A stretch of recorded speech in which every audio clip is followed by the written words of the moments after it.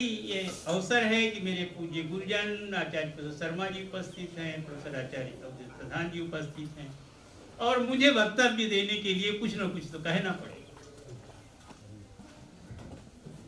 लेकिन एक मनुष्य की यात्रा में आपको कहने के लिए बल मिल जाता है। मेरा प्रसाद जी के साथ जो संबंध है वो एक तरह से 2-3 पीढ़ियों का संबंध है। मेरे पिताजी के जो सबसे घनिष्ठ मित्र थे वो हिंदी के विद्वान थे। उन दो में से एक हैं, एक नहीं है, जिनका कार्य ही जयशंकर प्रसाद जी के ऊपर था। छायावाद के प्रवर्तक जयशंकर प्रसाद, और प्रयाग में वो हफ्तों रहते और प्रसाद जी के ऊपर चर्चा होती। पिताजी और प्रातः स्मरणीय कमला प्रसाद पांडे जी के साथ। एक उनके गुरुकुल काशी के ही थे, जिन्होंने कामायनी पर बहुत कार्य किया। आचार्य अवधेश प्रधान जी जानते होंगे, आचार्य रामलाल सिंह। मेरा विषय नहीं था लेकिन चर्चा होती रही और एक बात निश्चित रूप से हो गई है, तो आप केवल प्रसाद को पढ़ करके समझ सकते हैं। पिछले 2000 वर्ष के बौद्धिक इतिहास में एक भी ऐसा लेखक, कवि या उपन्यासकार नहीं है जिसने संपूर्ण ज्ञान परंपरा को अपने लेखनी के माध्यम से प्रस्तुत कर दिया। यह परंपरा आई, यह विषय कितना महत्वपूर्ण है। मुझे ये कष्ट भी हो रहा है कि हमारे शैक्षणिक समिति में कुछ लोगों ने कहा, आचार्य द्विवेदी जी बैठे थे, कि आप प्रसाद जी के ऊपर क्यों नहीं कार्य करते। अभी पद्मश्री मिला है आचार्य नवजीवन रस्तोगी जी को। हमने कहा समय आने पर करेंगे, जब हम समझ जाएंगे कि प्रसाद जी के ऊपर कार्य करना चाहिए। लेकिन जब प्रसाद जी की सारस्वत यात्रा को देखता हूं तो लगता है कोई भी एक आचार्य तो नहीं आया कि सारे पक्षों को ले ले। 2000 से पहले भाष्य भी आए, नाटकों का एक तरह से समूह तैयार। जितने भी लेखक आते चले गए, चाहे संस्कृत में हो, चाहे हिंदी में हो, किसी अन्य भाषा में हो, सबने एक एक को पकड़ा। कुछ ने तो इतना पकड़ा कि अकेले महाभारत को लेकर 8-8 भागों में उपन्यास प्रस्तुत कर दिया, लेकिन भारत का सांस्कृतिक इतिहास, बौद्धिक इतिहास, भारत की तपस्या नहीं प्रस्तुत हो सकी। ऐसे जो महान कवि हैं, लेखक हैं, मेरे पिताजी ने ही कहा था कि प्राची में हो तेरा रूप लाल, अवलोक धरा होती निहाल, करते जीवन का सुख विधान, अनुरक्त रखते ये नयन। ऐसी अद्भुत, अप्रतिम बौद्धिक शक्ति जो भारत को मिली, काशी के माध्यम से मिली, उसको देखना चाहिए कि क्या क्या किस किस रूप में प्राप्त हुआ। मैं तो सौभाग्य था, आ गया। मैंने कल द्विवेदी जी से कल ही कहा, अरे प्रसाद जी को अगर समझना है तो सतपथ ब्राह्मण को समझना पड़ेगा। और इस काशी में केवल एक विद्वान है जो सतपथ ब्राह्मण के माध्यम से कामायनी को समझा सकते हैं। आप क्यों नहीं बुलाते हो? प्रसाद को समझने के लिए बहुत कुछ पढ़ना पड़ेगा। प्रसाद क्योंकि ऐसा महापंडित जो एक सूत्र लेता है, सूत्र होता तो क्या करता, शब्द ब्रह्म की अवधारणा को गति कहां मिलती जब अस्यवामी की भूमि ना होती।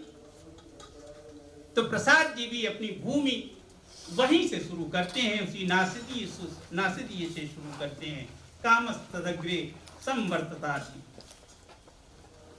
अभी अंतिम लाइन नहीं आ रही थी, मैंने द्विवेदी जी से कहा नेट पर देखिए कि ये लाइन पूरी हो जाए। एक बीजलिया की सृष्टि का आदि बिंदु क्या है, वह नासिदीय सूक्त का ऋषि कहता है, अरे यह तो वह बिंदु है जब कुछ ही नहीं था, केवल था क्या, वो इच्छा शक्ति ही तो थी।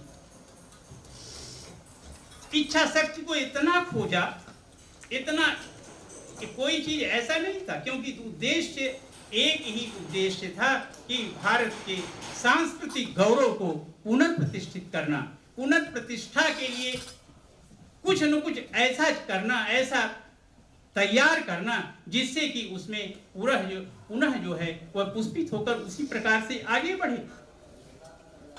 क्योंकि वो जानते थे कि जो ये मैं बीज ले रहा हूं, उस बीज से ही सब स्वरूप आते हैं।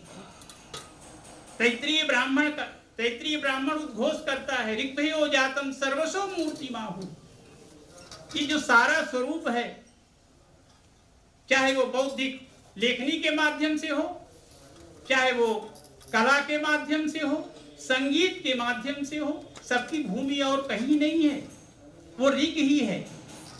तो वो वहीं से लेते, और वहीं से लेते हुए सारी की सारी जो नासदी सूक्त की पृष्ठभूमि है, वहां से लेते हुए जब शतपथ ब्राह्मण में आते, शतपथ ब्राह्मण के प्रारंभ में ही जो आख्यान है, मनोरहा व वृषभ आस, बड़ी अच्छी रोचक कहानी है।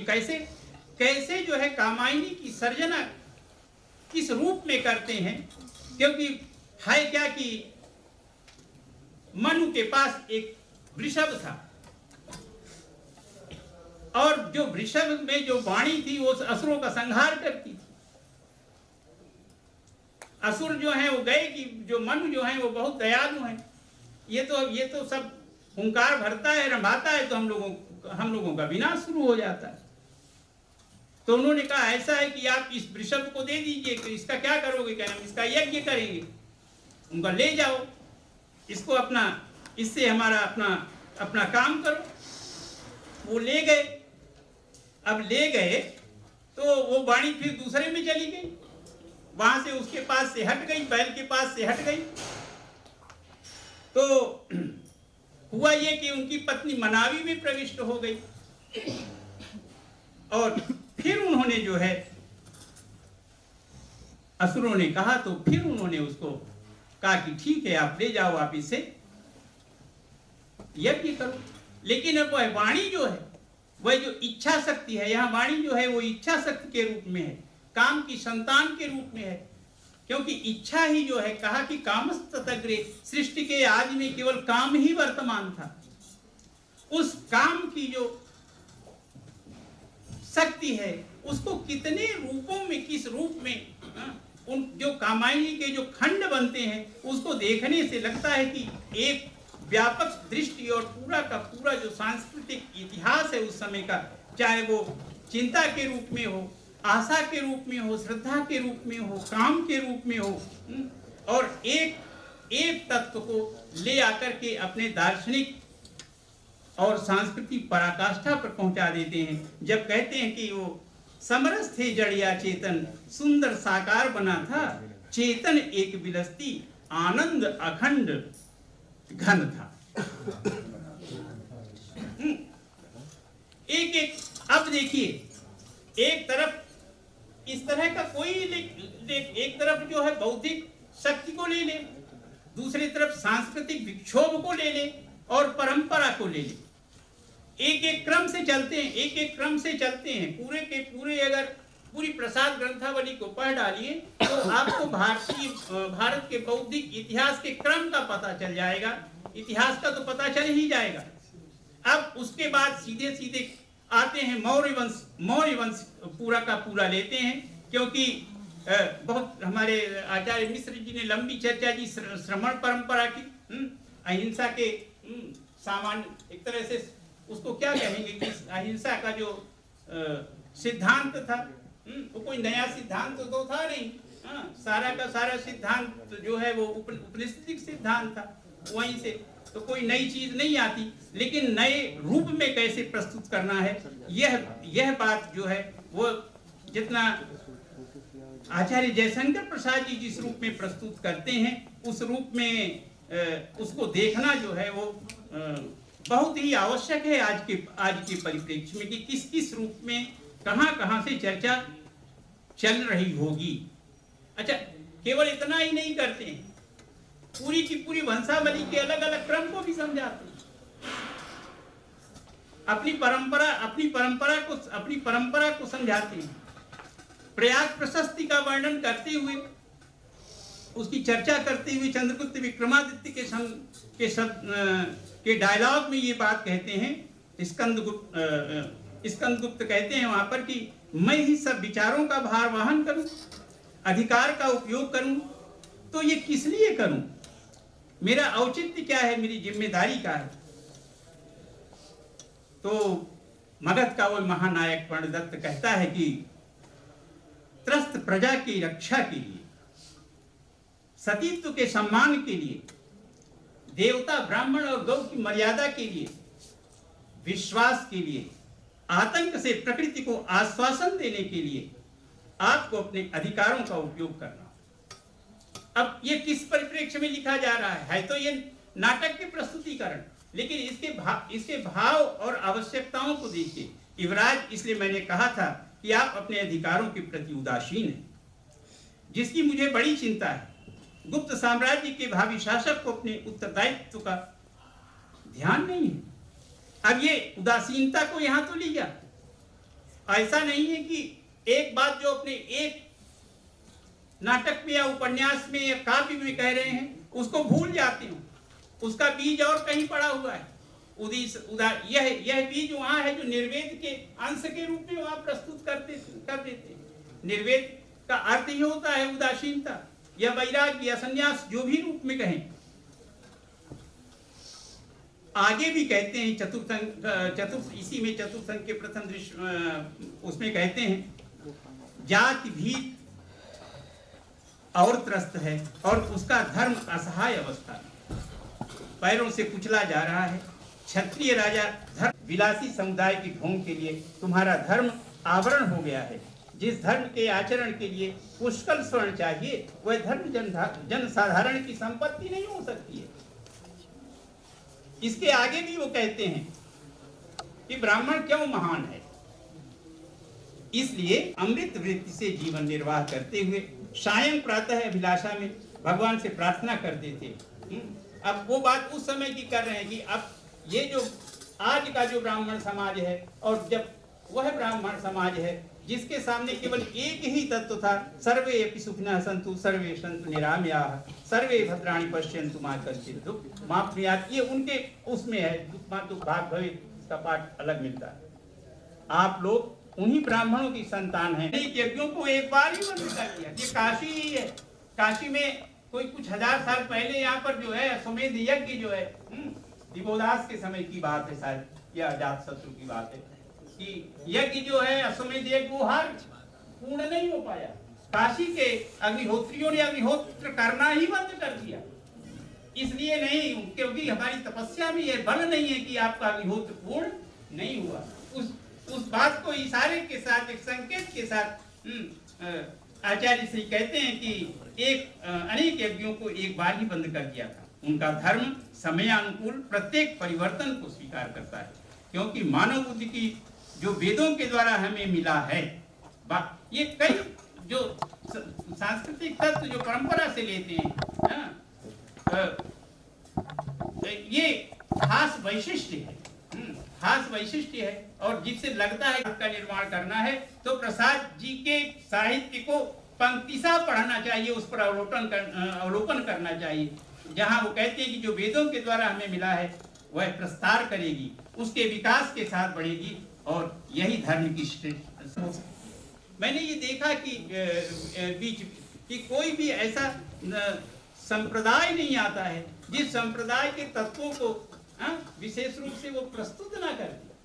चाहे वो इच्छा, ज्ञान या क्रिया की शक्ति का जो सम्मिलन है वह किस रूप में होता है उसको भी प्रस्तुत कर देते हैं। और कहीं भी जो है वो परंपरा का, इतिहास का, काल का उल्लंघन नहीं करते हैं। विशेष रूप से ध्रुव स्वामिनी के प्रसंग में जो उनकी भूमिका है वो उसमें जो पढ़ने से ये दिखाई देता है कि पूरी जहाँ कहीं भी उनको लगा कि नहीं इसमें काल का प्रमाण चाहिए, साहित्य का प्रमाण चाहिए, तो उसका वह अनुसरण करते हैं। और ध्रुव स्वामी के नामकरण में मुझे बहुत अच्छा लगा कि जहाँ वो खुद स्वयं उन्होंने लिखा हुआ है कि विशाख दत्त ने ध्रुव देवी नाम लिखा है, लेकिन प्रसाद वो कहते हैं कि किंतु मुझे ध्रुव स्वामी नाम जो राजशेखर के मुक्तक में आया है स्त्री जनोचित सुंदर आदर सूचक और सार्थक प्रतीत हुआ, इसलिए मैंने उसी का व्यवहार किया। तो उनके एक ये ऐसा नहीं है कि कोई एक अक्षर, एक पद, एक वाक्य किसी प्रमाण या तपस्या और उनके स्वाध्याय का फल के रूप में ना हो, ऐसा असंभव है कि शायद आपको मिले, क्योंकि प्रायः जो है एक एक पंक्ति जो है कहीं कहीं तो ऐसा लगता है, विशेष रूप से कामायनी में के लगता है कि पूरा का पूरा सूक्त एक पंक्ति में वो उतार दे, अपनी परंपरा के प्रति इस तरह की भावना प्रतिष्ठित हो कि एक इस रूप में कहें एक प्रकाशित दैदीप्यमान भारत का निर्माण हो। मेरे लिए यह अवसर था। कभी कभी रिप्लेसमेंट अवसर दे देते हैं, इसलिए रिप्लेसमेंट के लिए सदा तैयार रहना चाहिए, क्योंकि वो अवसर ही प्रदान करते हैं। क्योंकि आने हो सकता है कि आता है या न, ये भी हो सकता है, लेकिन आचार्य मिश्र जी का इतना सुंदर भाषण और गुरुजनों का दर्शन, यह सब प्रसाद जी की भावपूर्ण बौद्धिक उपस्थिति के कारण संभव हो सकता है। आप सबको प्रणाम करते हुए अपनी वाणी को